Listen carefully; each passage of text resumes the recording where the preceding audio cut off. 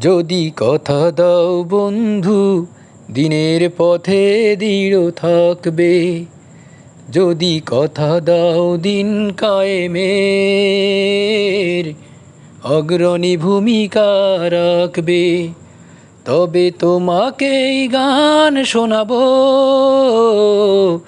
যে গানে হৃদয়টা জাগবে। যদি কথা দাও বন্ধু দিনের পথে দৃঢ় থাকবে।